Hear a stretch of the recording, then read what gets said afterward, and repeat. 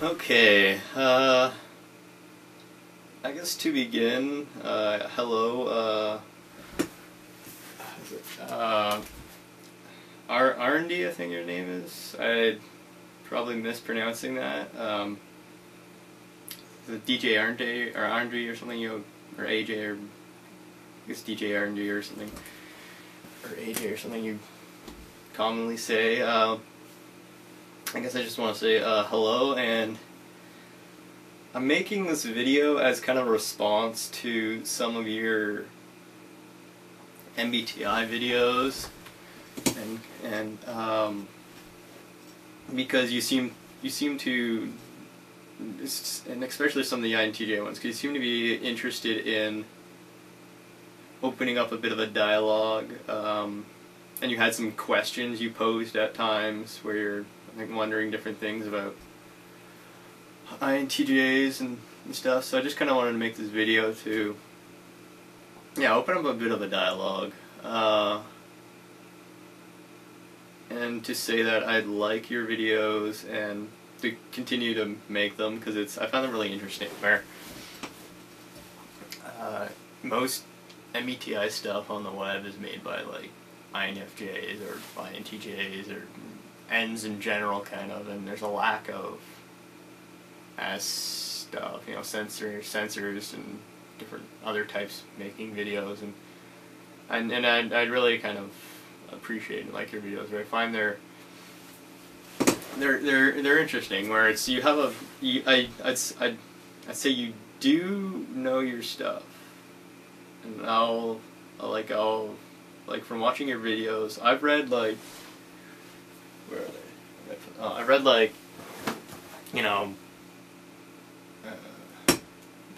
5 books on MBTI at this point, and it's kind of like a hobby where I've been doing it for probably 2 years now, so I know a fair amount on it. And you know your stuff, where it's it's a bit fluid at times, where, and you do have a very fluid understanding of it, where you'll link up the different functions and stuff with more specific instances of things like body language or particular behaviors, but you do have a core understanding, I think, of the functions, which is good. Versus like some MBTI and functional videos I've seen, they're just like bad, where they either just like read off kind of your standardized description of like, TI users like to do this, or FE users like to, or FE users, social gestures are important to them, and it's just kind of just like standardized information that's not that long, not that specific, and it's not as, no. Anyway, so you have a fluid understanding where you link it up to, specific behaviors and different things, but I think is great. And body language, that's another thing. There's a lack of MBTI and body language kind of correlation, which partially because it's so hard to prove anything in terms of body language, but I think you do. ESTPs seem to really be able to read body language in ways that I can't, and I think other types, the more NT types can't. Like I knew this one, I think she was an ESFJ, or not an ESFP. I'm pretty sure she was an ESFP, and she would just always like, it was just always awkward, where I find ESTPs and ESFPs, you guys joke a lot, and aren't like serious, and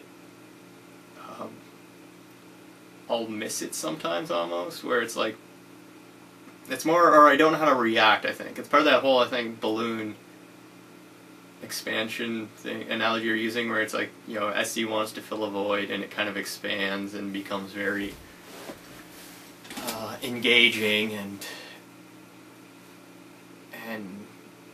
can get reactions.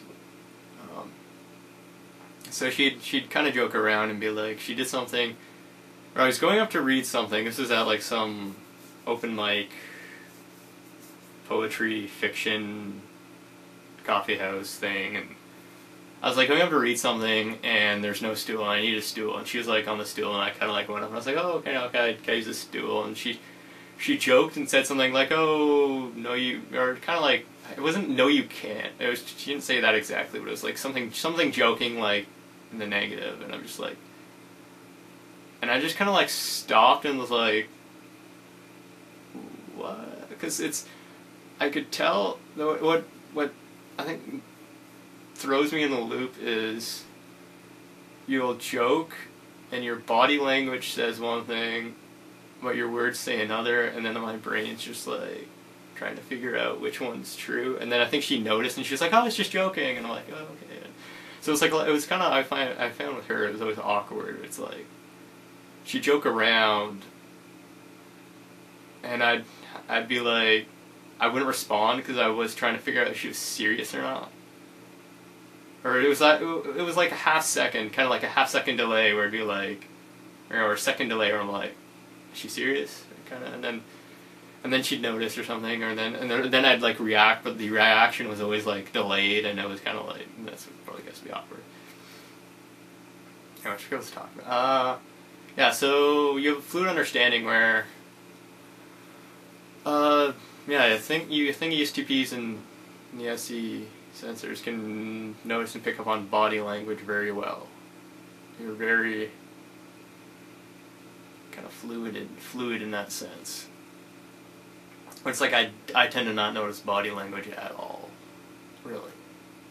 Where I'm not like, I used to think, and maybe I was at Asperger's or like autistic or something, but, or you know, something like that. And then I'm like, it's not. And then I'm pretty sure I'm not. We're in the sense where it's like, as far as I've read and can tell, those types, you know, those like people, those psychological, I guess disorders or whatever, they will miss body language in different things. They'll just like miss it completely, where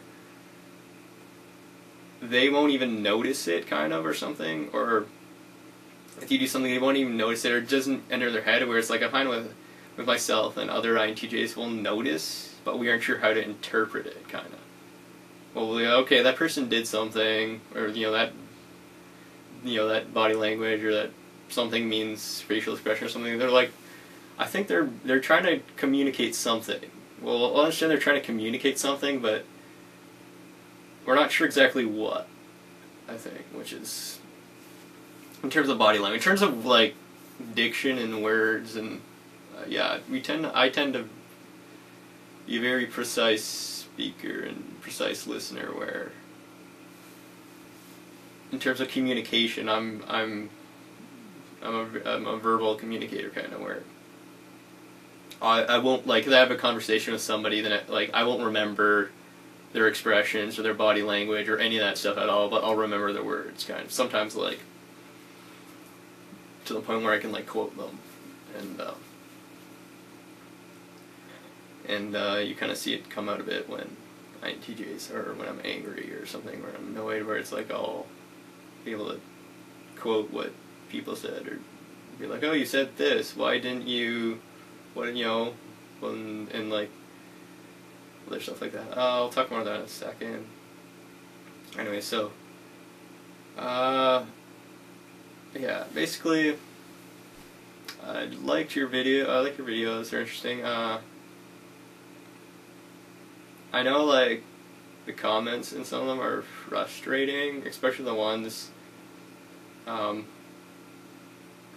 you're like, you get the response to the one of the other ones on INTJs or whatever. I've looked through some of the comments, that, because you're the one of you talk about the comments, and every day I look through them, and don't get don't get annoyed by them, because especially like the INTJ ones or whatever, where I'm just like,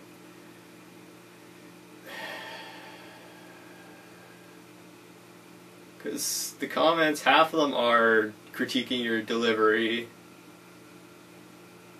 more than anything, where they're like, oh, I don't know, they're just critiquing your delivery, which I'm like, okay, you're stupid, because it's, first of all, it's YouTube.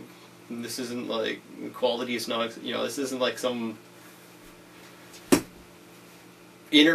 professional interview, scientific lecture thing.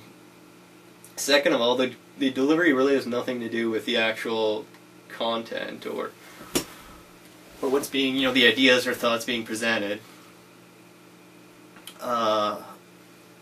And you know, some of them are even where it's like, oh, you don't know anything, I didn't, you know, it's like I shut your video or stop watching your video and you don't seem to know anything, you just seem to be like, have a bias and you're just mad, and it's like, first of all, having a bias, attacking somebody's bias is only good if their argument is really kind of based off the bias, where it's like, you know, I think you do have, I would say you have a bias, because it's not in the sense that I think they're thinking, where it's like, I think you have you said your mother and I think brother or something were an INTJ, which I think you have a bias in that regard, where a lot of your information is coming from about them, but that's kind of like natural, where if I hadn't, you know, I think I know one ESTP, maybe two. And I'll probably talk about this later, but it's like, you know, if I know, if I'm making a video about ESTPs, and I have two very close ESTPs in my life or something, most of my information examples are going to be about them, kind of. It's not bias, it's evidence, kind of. And, you know, it'd be great if we all knew, like, 100 of each type, so we could be have a wider pool to draw from, but it's not. That's not really the case. Yeah, so I don't find yourself biased, and even if like it's a bit, you know, it's a bit off, I think, in some places. Or as I said, you have a fluid understanding where you provide kind of like snapshots of stuff. INTJs create the bigger picture initially, and that's what I think you're facing a lot of the opposition, where people are like, why aren't you giving us this fully developed systematic theory? And I'm just like, it's, whether it's fully developed or systematic has nothing to do with whether the specific points and information he's presenting is true or accurate, you know, true or false or accurate and inaccurate. Because there seems to be very few people in your comments who are actually refuting any of the points you make, which I'm just like, okay, if you don't refute the main, like, people who just complain and don't refute or try to refute the main point, where they're just like, oh, I don't like it, you're wrong, or you know, or your delivery's horrible, I'm just like, I don't care or have time for you, or just, it's just not, it just doesn't bother me, where I'm like, the only thing you're telling me is that you find it disagreeable, which is a feeling-based reaction. Because the difference between feeling and thinking is thinking tells us what something, okay, here, there's a quote by Jung which I found very, very useful for understanding the different functions and dichometries and stuff, where it's like, sensing tells us that an object exists, that it's there, it exists and stuff. Thinking tells us what an object is, kind of like, you know, what it is, what it's made of, is it different from this object or that object, kind of. That's all thinking can really do, where it's like, is it different from this or this? How is it different? And kind of like, what attributes does it have, kind of. Is it, you know, is it soft or is it hard? And then you kind of organize this data that way, where it's like, is it different, similar? Yeah, basically that's mostly kind of what it does. A feeling tells us whether something is agreeable or not. So it's like, okay, now we know what it is, now we know kind of what it's, or now we know it exists, now we know what it's kind of composed of, how to categorize it. Now we have to decide, like, okay, is this agreeable to me or not? So whenever people make statements that are, I don't like, basically amount to like, I don't like this, or I find this disagreeable or agreeable, no matter like how wordy or full of jargon or like how long and drawn out their arguments are, I'm like, the only thing you're telling me is that you don't like it.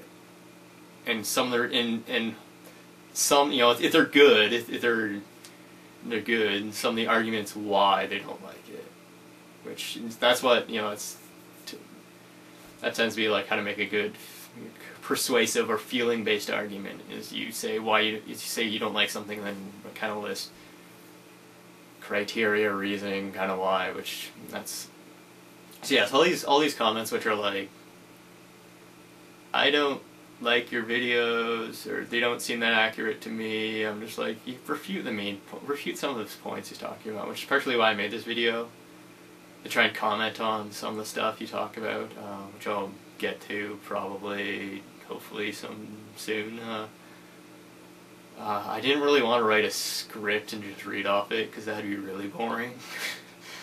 I'm kind of like bad enough at presenting as it is, so it's, you know, with INTJs, it's either one of the two things. You get us reading off a really boring script that's concise and short, well, INTJ, short for INTJ, or you get us kind of like rambling and just using TE to explore ideas, you know, extrovert thinking, where that's one of the difference between extrovert thinking, extrovert and introvert thinking. Extrovert thinking, I'll explore ideas and ramble, you know, I'll explore ideas as I talk about them. TI, introvert thinking, introvert thinkers, they're more concise, where they'll kind of do all the thinking internally or up front, and then state their conclusions.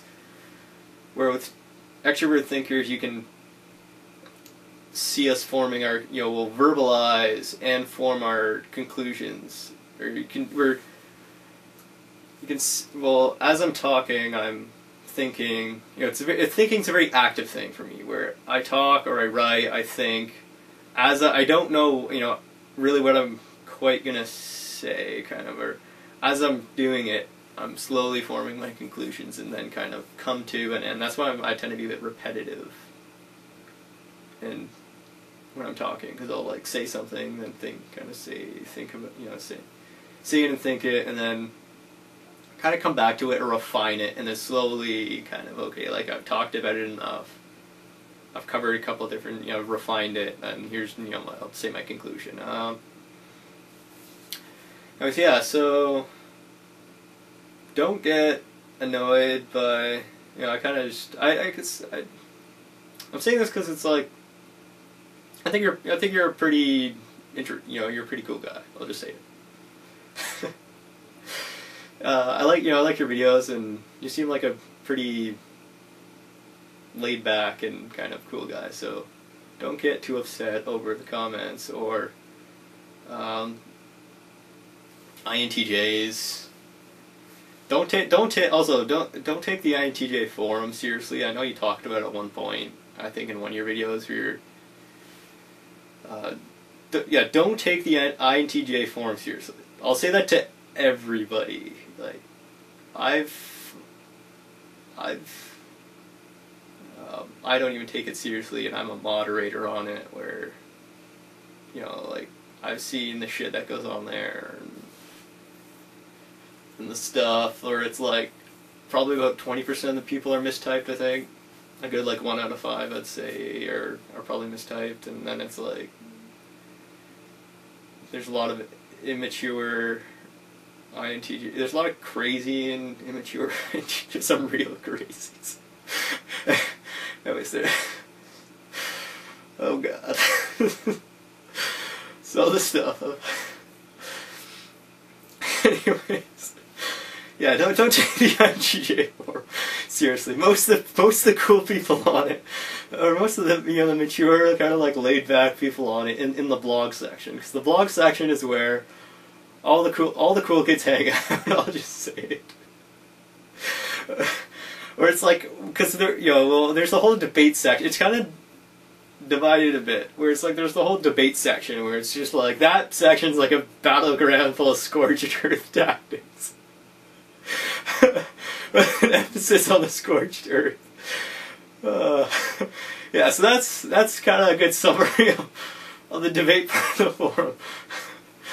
The Volk sections are a bit more interesting, where it's more just people talking about their lives, and like it's more like a friendly circle of people, you know, or different circles of friends in the blog section. That's where you get like more the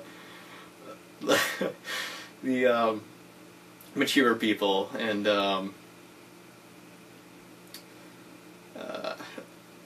yeah, so that's where all the cool kids hang out.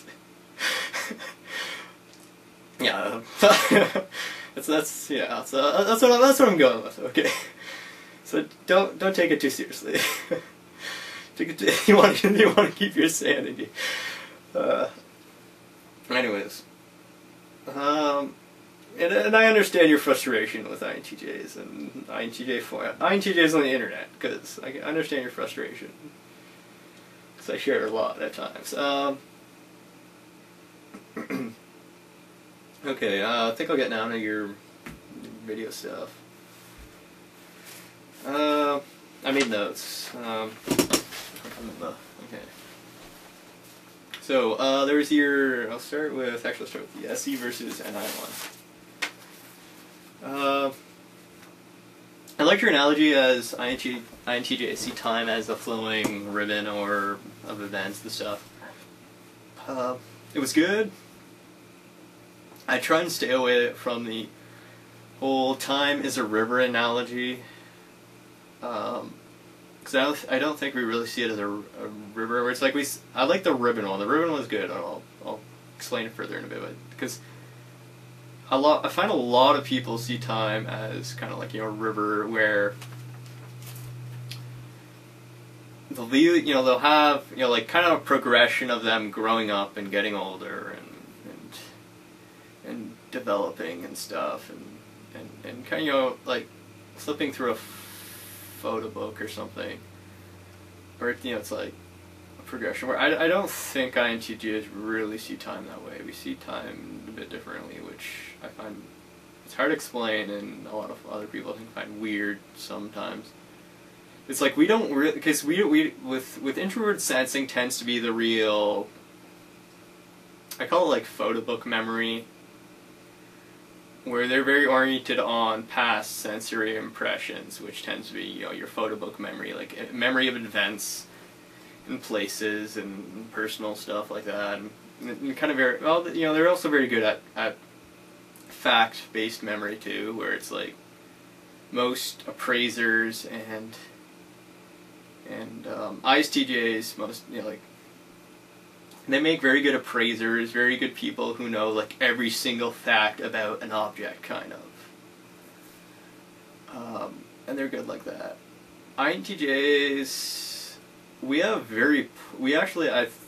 it seems to be substantiated between the different INTJs I've talked to and with and stuff. We have very poor photo book memory, where it's like, if I look back and try and remember scenes in my life and stuff, like, I cannot remember them very well. Or like, I'll flip through a photo book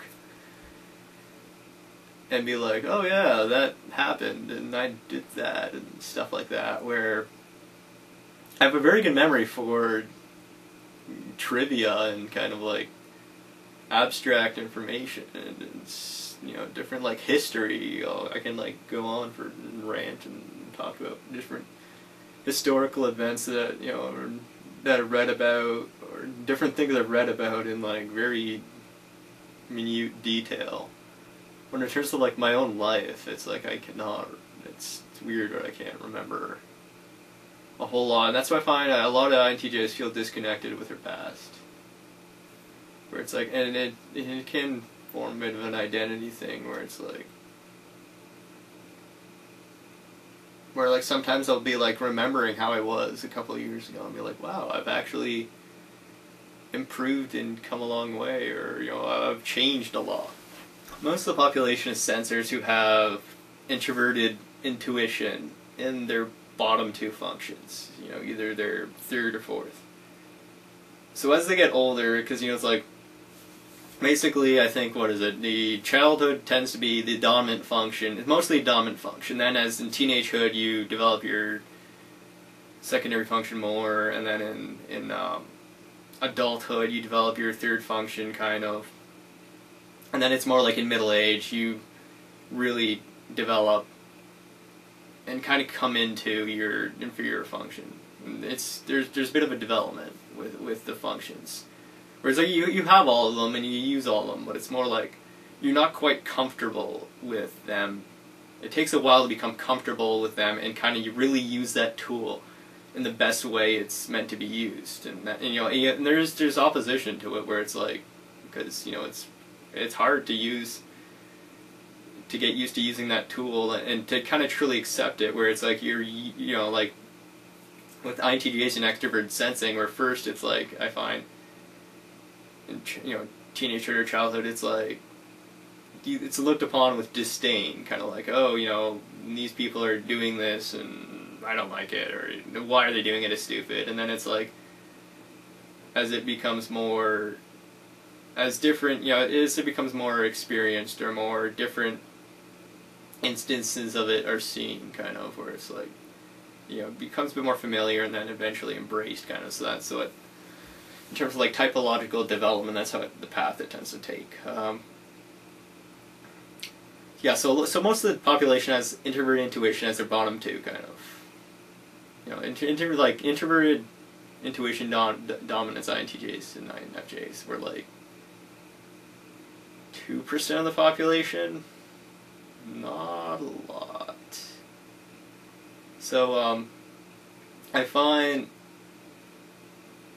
a lot of INTJs and probably INFJs feel like they're older than they are because most of the people who have a firm understanding or grasp of introverted intuition are like sensors or sensors in their 50s or something who have developed, or like older, more middle-aged sensors who have developed it and kind of come into it a bit more. And then we get kind of the reverse where it's like this sensory types, they'll start off with like SE or something and kind of and then develop introverted intuition, where the introverted intuits start off with introverted intuition and then like develop SE as the other FI and SE as they go on. So it's like we're almost aging in reverse in a very strange way, where I think we do tend a bit more, I don't know, and get a bit more crazy and less structured and pedantic and a bit more rebellious, I think, as we age. Kind of the opposite of like like the whole cultural standardized thing where it's like, oh, you're wild and crazy when you're a teenager, and then you mellow out and become middle-aged and get a home and raise kids and all that crap. And